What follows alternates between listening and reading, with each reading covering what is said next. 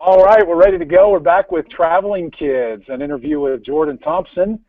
Um, Several years ago when Jordan was 19, he and a friend Alex headed out for 3 months across the Western United States, just taking their backpacks and their thumbs, not much cash at all, and had a very interesting experience. Our first part, chapter one, was all about the why and the scope of the trip and some of what was anticipated and what was learned.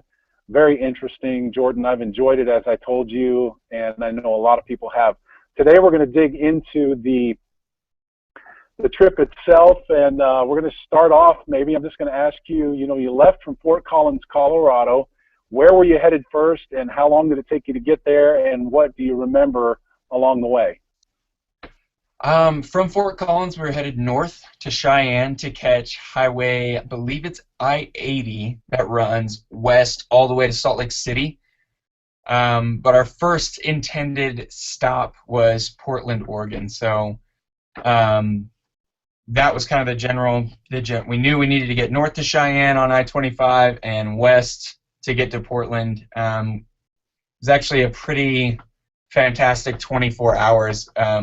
A lot of the traveling that we did got done in the first day was really fast. I'll just put it that way.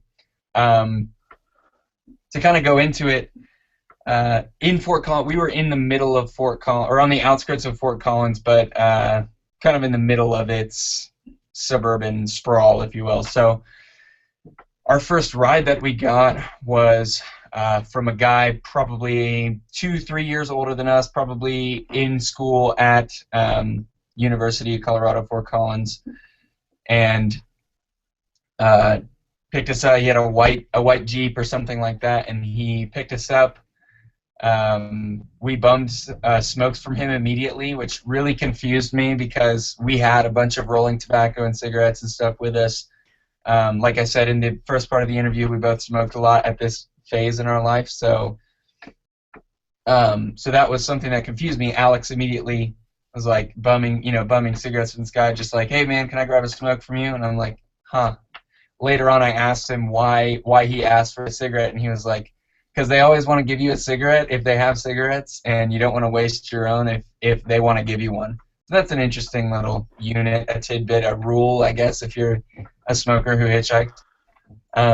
So that ride only ended up lasting maybe 2 or 3 exits down the road. Really didn't go that far. He only took us as far as he was going, which is totally fine. Like, it's great to get a short ride, a long ride. It doesn't really matter. But he only took us a few miles down the road. And so we get out and we're like, okay, that was for me, that was the virgin, like, ride. Like, I got the first ride. It was, almost too short to be noticed, to be realized. But all of a sudden, I was out of that. My contact with strangers, with the outside world, with everything had begun. So that was this is kind of the crescendo into the free fall, if you will, of that first experience with it. And would you like me to push on through the first day, through the first 24 hours, do it that way, or do you want me to stop there? No, I love that. I mean, so you don't remember much about him as a connection with another human being. That seems pretty brief. Yeah, I don't remember his name. I don't remember his name. I know he smoked Parliament lights. He was wearing white Oakley sunglasses. Like I said, he drove a white Jeep, I think, or some sort of crossover SUV vehicle. And we didn't catch much about him. He wasn't a talkative guy, and he didn't seem interested in conversation. You're like, "Oh, thank you for the ride," or whatever, and he's like, "Yeah, no problem." Like, it was just part of his day. We were just part of his day, and so it was. And half of that too is probably the fact that I was so excited. I was so caught up in my personal experience with it, with the idea of what was happening, that some of the personality slips through the cracks, when you're overwhelmed with your own personal experience. So. Sure. Yeah. Why do you? I mean, I'm there are probably plenty of time for this, but the thought that comes to my mind is, why do you think he picked you up? Like, he wasn't looking for conversation. Did he really just felt like you guys are hitchhiking, you need a ride, I'm going that way anyway, and so come on? Yeah, I don't think for him, there were a lot of rides that it felt like there was a lot of contemplation that went into their action, went into like, decide, should I have done this? Like, there's a story, like there are a couple stories of rides later on where it's like, hey, I'm gonna be honest with you guys, I passed you and turned around a mile down, and decided I was gonna come back and pick you up. That happened a couple times throughout the trip. But this one, Okay, I'm excited. yeah, I think he just was going that way and had room and was like, I'll pick these guys up for a couple miles. Okay. All right, so you said there was a lot of traveling done in the first 24. Walk us through it. All right. So that first ride only lasted a few miles. He dropped us off at another intersection. I think it was Mulberry Highway 14 that runs north through Fort Collins. Or it runs east-west through Fort Collins on the north side. And he dropped us off there, and I was like, oh, okay, wow, that was it. Like, that's what it's like to get a ride, that was my first thing. So we waited there for maybe 15, 20 minutes, and a truck pulls over to pick us up. And so we put our gear in the back of the truck, and I think we had grabbed a piece of cardboard from behind a grocery store and written Cheyenne on it. And so that's what we were holding. And, we asked him where he was going. He's going to Cheyenne. It turned out this ride that took us all the way to Cheyenne to the intersection of the highway that we needed to get to, this guy, his name was Charlie. He was a gigging musician, played in bars, kind of all over the northern Colorado, Cheyenne area. And that was his gig. He knew a bunch of cover songs and knew how to keep people entertained, and I think he taught guitar on the side. And his name was Charlie, and he loved to talk. He was very social, definitely in to connect with like some younger guys, and he was hip. He had the faded cool T-shirt, the leather jacket, and he was staying relevant, staying rock and roll. That was his gig. That was what he did. So I remember he commented. He asked me if I was a player. I was like, yeah, I play. I grew up playing guitar. And then he told Alex, like, he has this super winning smile. Like, I bet he's like, I bet it gets you all the girls or whatever. So I remember these snapshots. I remember he talked about he was excited for the bar that he was going to play in Cheyenne because there was a girl that he always hooked up with at this bar. And this guy's maybe late 40s, 50s, something. I don't know. I don't have an extremely accurate read, but he's old enough to where it was kind of funny that he's a player. But so we got a ride with Charlie, the gigging musician, all the way to Cheyenne, Wyoming. He dropped us off right at the four-leaf clover intersection of, I think it's I-80. I need to look it up. But dropped us off right at the intersection, told us to have a great day, and that was that. So that was kind of the first hour and a half of being out. So that was kind of overwhelming. Already made this connection with this human being who seemed pretty like a cool guy, who plays music, who's figured out a way to make it work for him to sustain himself. So we probably waited at that intersection for a little bit longer for maybe closer to an hour. And we, took the back of our Cheyenne cardboard and wrote West on it, and stood, halfway through this roundabout for the West on-ramp. We stood there for, like I said, probably about an hour, and this huge raised, raised, brand new, I think it was a Dodge black truck, pulls over, and the bed of this thing is like, up to my head. It's raised up super high, and we put our stuff in the back of it and got in. And it's a younger guy. He's wearing like an Affliction T-shirt. He's got black sunglasses, and his name's Caleb. And he's going all the way to Vancouver, Washington. He's driving all night. And so Vancouver, Washington is almost like a suburb of Portland. It's just across the river, just across or just across a bay, I guess. I don't know what it is up there, but just across a body of water from Portland. And he's going to meet his internet girlfriend, and he's taking a week of vacation to go do it. And he's from like the Cheyenne area. So we get in the truck, we get going with him, and he tells me, he's like, "Do you guys have driver's license?" And I'm like, "Yeah, I have a driver's license."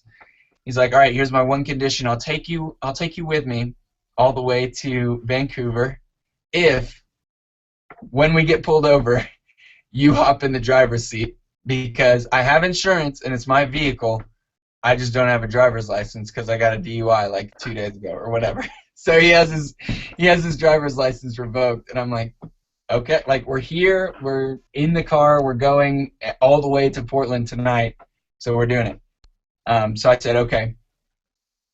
So I made conversation with him kind of about his life. He lived in a really small town outside of Cheyenne, and he worked on an oil rig, 7 days on, 7 days off, I think, or 14 on, 7 off, something like that.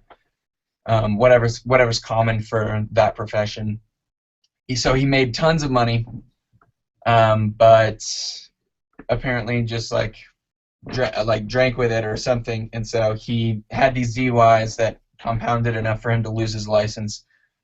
He's going to see his internet girlfriend, so he's showing us pictures of her, and like he's super excited about it, and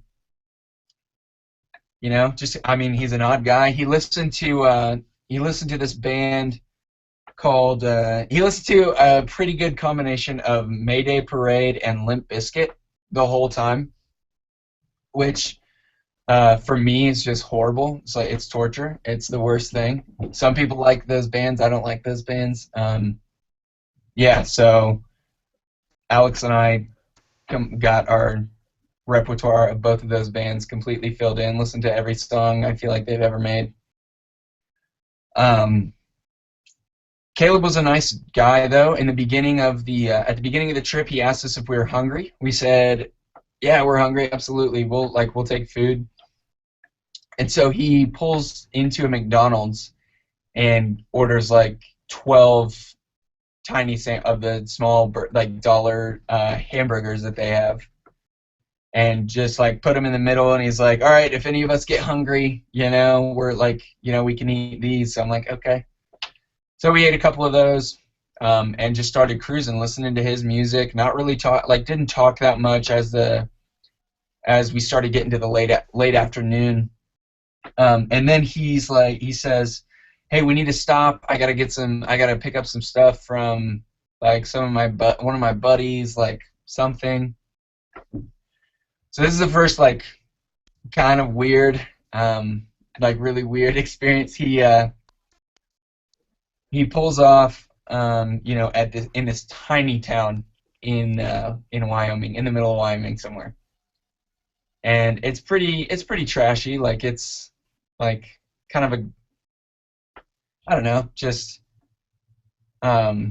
probably pretty low income, not very cultured, not very well educated area. And, there are a bunch of children running around in the yards. You're not really sure if anybody's watching them or what's going on. We stop at his friend's house, which again had the children in the yard. And, not very well kept, like stuff everywhere, kind of hoarder feeling. And we go in, and there's I remember there were two two women there, like two mothers of a couple of the kids, you know. And Caleb's like, all right, I'll be right back. He like goes downstairs or something. I still have no idea what is happening, what sort of transfer of information or resources was going on. But it was over in a few minutes. We went back to the truck, got in, left, got on the highway, and we were driving all night. So I still had a phone, was still in contact with some of my friends, so I was texting some of my friends, and we got our first ride, we're going. I know I was texting Mom and texting you, saying like, we're on our way from Cheyenne to Portland. And so we start driving. You drive through a lot of mesas and cool desert-looking stuff in Wyoming, and then you drive through a lot of mountains in, like, when you get down into like Utah, or when you get down to Utah, Idaho. I think you go through Idaho as well. So we were driving through those mountains as it was dark, and Caleb was texting his girl the whole time, back and forth, like, I'm sure they were sweet talking, whatever. He's going to not meet her for the first time, I don't think, but meet up with her. And so he was texting her the whole time. It was pitch black, by about midnight. I was sitting in the front seat. Alex was in the back bench seat. And he's looking down at his phone, texting, and not keeping his eyes on the road. And there was some construction going on that had all of the traffic up there to a complete stop.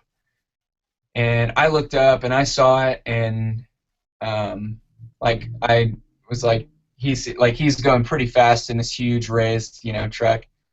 And I look over at him and I'm like, Caleb, yelled at him.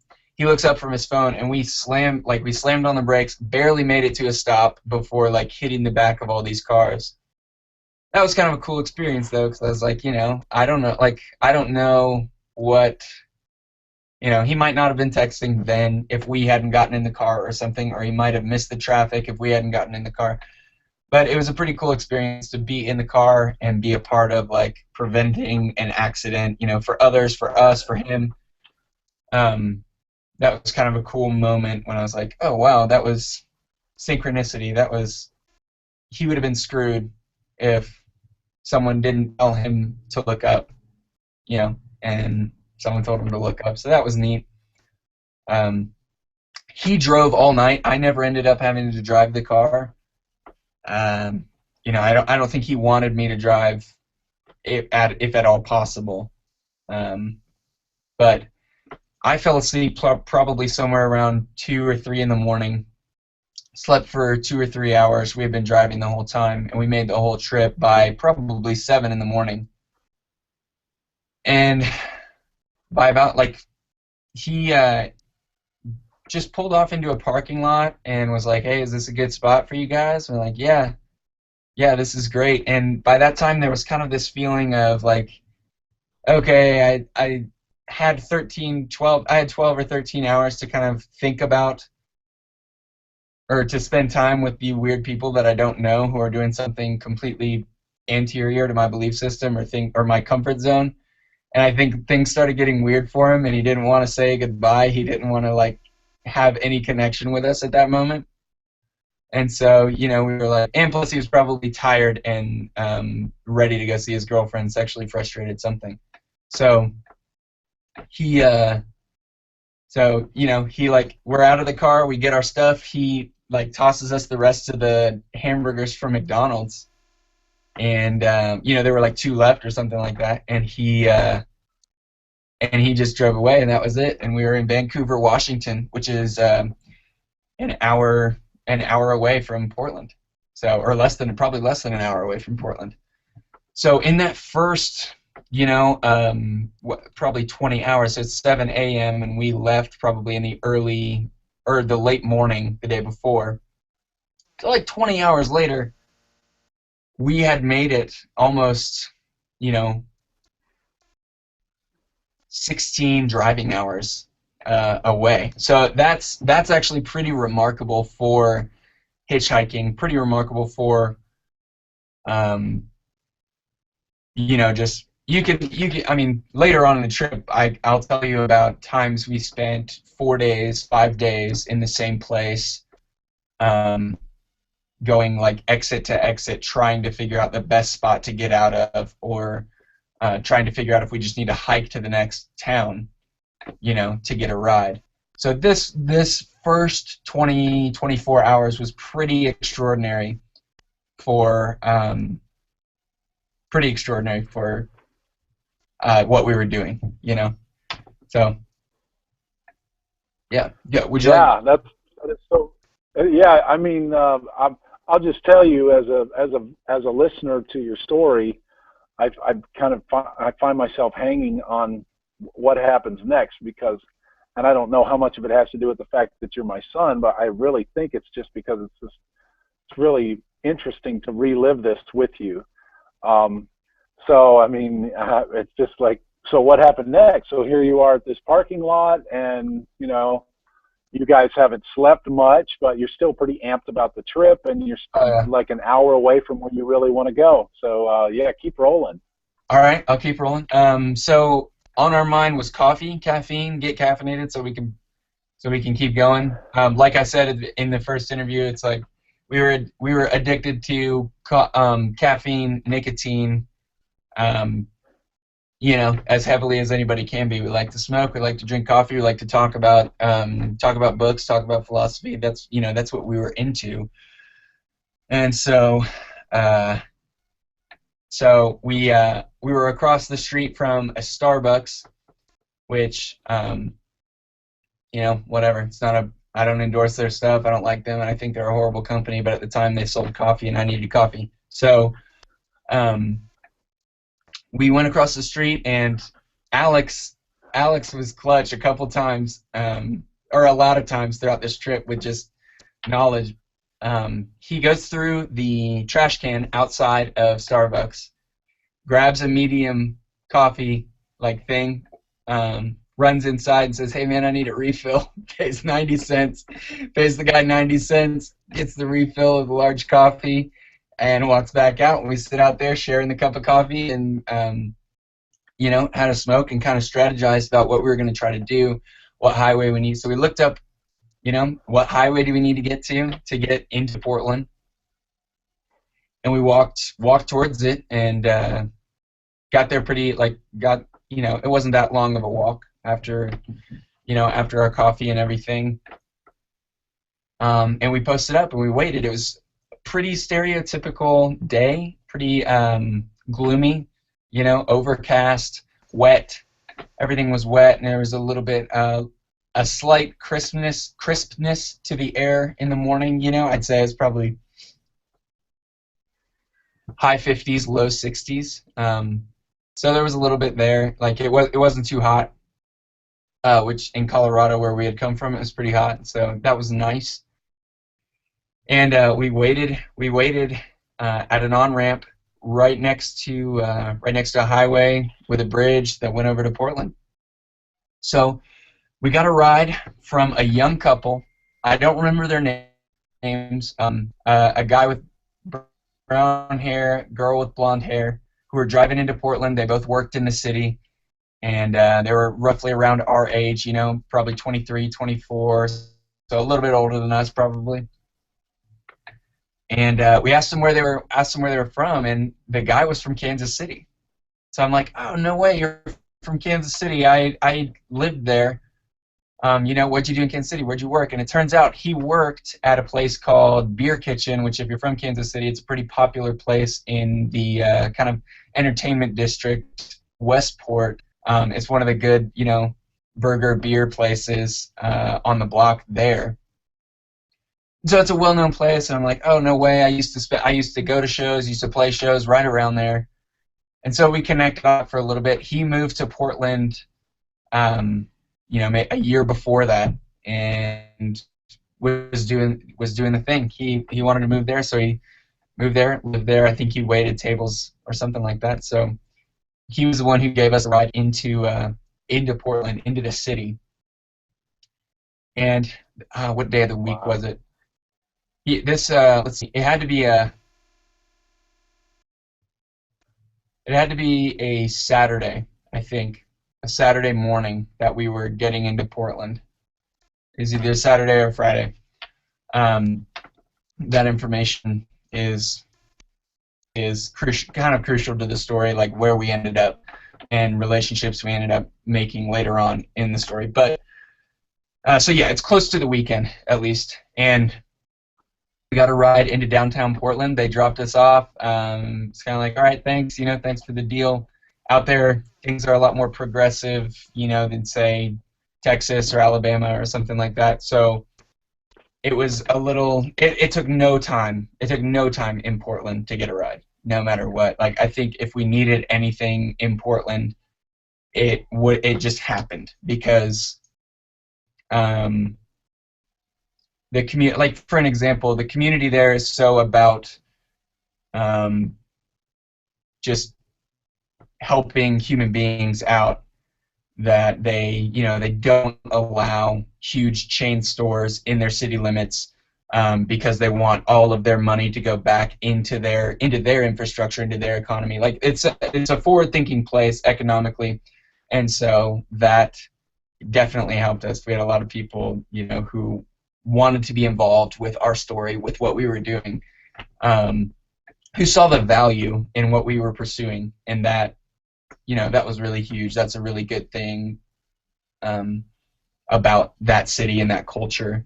I think pretty highly of it. I don't know if I want to live there, but I think very highly of Portland. Anyways, we got dropped off into the downtown area, said bye to these kids, and started walking. Just started walking towards the bridge or towards the river that runs through Portland. And this is a point where I came in contact with a term for the first time. The term is ground score, and it is when you find something of value on the ground. So I found a huge orange, something like this, some huge orange on the ground, just sitting on the ground in the street, and I picked it up, and it's like cold because it's cold in the morning, and it's fresh off, like still has condensation on it. It's perfect, and we peeled it, ate it right there, and that's a ground score. I learned about it then. Alex is like, oh, great, ground score, man. So I retained that one. I still use it. It's a great term because if you pass something on the ground that is of value, it's a ground score. So we walked on. Walked through a park that I believe, let's see, this park is really close to, it's the first all-womenens park. Like it was founded as an all-women's park. It's an all-women's place, and it's like the first of its kind. It's something like that. I'm pretty sure that was it, but don't quote me. I'll look it up some other time. It bore some historical significance for, entitlements or something like that. I don't know, which was pretty cool. Now, obviously, anybody's allowed there. It's just a community park, but it had a plaque, with a ton of information on it. It's the first place. This park is the first place I ever saw electric car charging stations. So they had a parking spot with electric car chargers, and let's see if this was 2012. 2012? Yeah. Yeah. Yeah, I think so. So that was pretty early in the electric car game, at least in the U.S.'s electric car game. So that was a new experience, and we were just walking through, and at some point we thought, we should look up this church. And it's a church called Imago Dei, and it was started or co-founded by an author Alex and I both really like, named Donald Miller. Donald Miller is kind of outside the box, contemporary Christian author who thinks about philosophy and Christian ideology, Western culture in a refreshing light, especially for kids who are coming out of the fundamentalist church movement. Which is kind of where we were. We were both completely sick of that scene, sick of what that represented to us, and we're moving. We were wanting to experience kind of something that this person who had inspired us. We wanted to experience his culture firsthand, and so we said, let's look up this church. And it turns out we were only a mile maybe away from Imago Dei. So we found that out pretty early on in the day and said, okay, we have to go there. Like I said, I'm pretty sure it was a Saturday, so we said, we have to go there in the morning on Sunday. So that left us with the rest of Saturday to figure out what to do. So we walked across a bridge, sat down, maybe ate some food in the afternoon underneath the bridge. And the bridge that I'm referring to is the really popular bridge in Portland, that opens up when a barge comes through. There's a scene of it in the opening credits of Portlandia, if you've ever watched the show. But it's just a landmark. It's a city landmark. So we crossed that, ate our food, and found a coffee shop again. So it's kind of later afternoon, but a coffee shop is a great place to just sit outside, and meet people. And so that's what we were doing. And as it turns out, the barista at this coffee shop, I went in, I said, what's the cheapest thing I can get, the cheapest coffee I can get. She's like, I can get you a small coffee for whatever you have, like $1 or something like that. So I gave her $1. She hooked it up with a coffee. Her name was Ren, like R-E-N, and she went to the University of Kansas, which is in Lawrence, Kansas, and I had played a lot of the clubs that she used to go to when she was in college there. And so we connected over that a little bit, and she was really kind to us, said, just come back in when you need a refill, I'll give it to you. And we had a couple, like $16 or something like that on us at this point. And so we walked around a little bit, this old part of Portland, and mostly stayed close to that coffee shop for the rest of the day. Just walked around and went and saw where the church was, so we knew where to go in the morning. And then we were tasked with finding a place to sleep. And this was the first night that I slept just outside somewhere, So we found a schoolyard, and the school's obviously empty. It's a weekend and nighttime.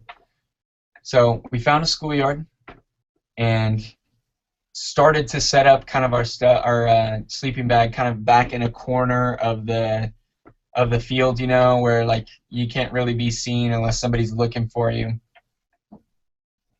And it starts sprinkling. And so we're like, okay, what do we do to get out of the rain? We look around, and there's there's a covered basketball court, just with open sides and whatever, just an outdoor rec court that's covered. So we went under there, laid out our, I don't think we got in our sleeping bags that night. We just, rested our head on our packs and slept in this outdoor basketball court, which usually you would be, we would end up looking for more seclusion. But in the city, there's not that much unless you get into private property, which is a bad thing to do. So we just found a place where we knew nobody's going to be coming through a school at night. Nobody's going to be, nobody's going to need to use the area, so it's fine. And we slept in the basketball court. Woke up again to the rain in the morning, and we had these I don't know if I mentioned it in the first interview or not, but we had this failed Red Bull product called Red Bull Cola, and it's like a mix between cola and Red Bull. And so we shared one of those in the morning. Like I said, caffeine, nicotine is going to be all the way through this trip. It's going to be consistent. You don't have to worry about it. When we ran out of if we ran out of anything, we made sure we got some more of that. So,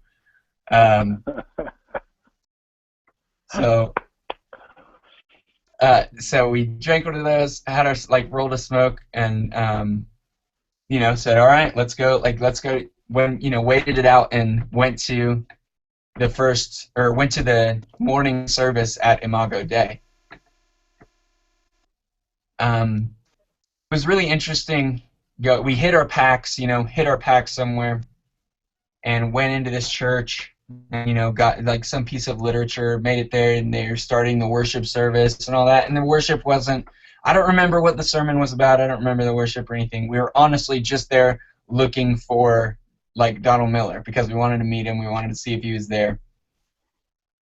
So we visited, and saw the pastor do his thing. They had a worship team that was a wife who sang, husband who played guitar and sang, a drummer, bass player, electric guitar player, the normal church band sort of deal.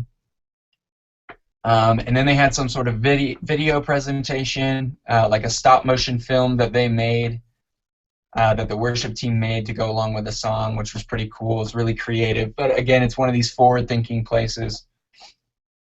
And the sermon, happened, and Donald Miller wasn't there at all. So we went outside. We left, and didn't really meet anybody. Didn't really talk to anybody. We left, and it starts pouring rain, coming down, torrential downpour.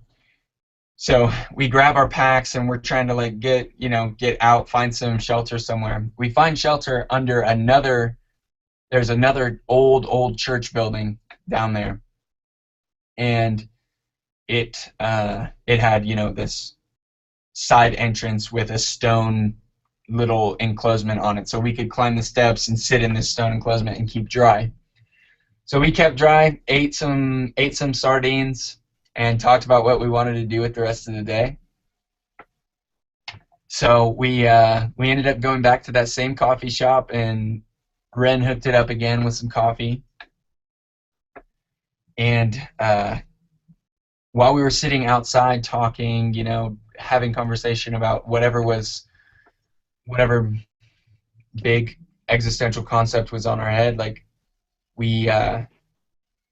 somebody pulled up at the corner that the coffee shop was on, pulled up in a car, and said, hey, come back, go back this way, telling us to walk around the corner. So they said, okay. So I get up, I walk around the corner, and they had left this huge burrito in a to-go box right around the corner. They had put it on the ground and then driven by. And I have no idea why. Score. Yeah. Ground score. Yeah, totally.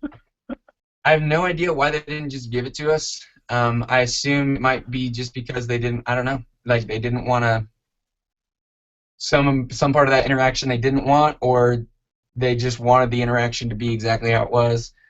I don't know. But either way, they gave us a huge burrito, and so we shared that. And found out that there was a night service at Imago Dei, and decided to go to it, assuming that it might be different than the earlier one. So that seems like a pretty good place to kind of stop it, and that's the first full 24, 36 hours of what went on, and all the names I can remember, all the interactions that I can remember. Well, I think it's pretty amazing, and what always is remarkable to me about you is how you remember colors, you knew what color the guy's sunglasses were, and you remember the hair colors and what people were wearing. And I've cracked up about this because even back when you were as young as 5-year-old kindergarten, you would come home talking about the colors that your teacher had on, and it's just something that's you, I guess. So where do we pick up next time then? Next time, let's pick up at the night service at Imago Dei. Okay.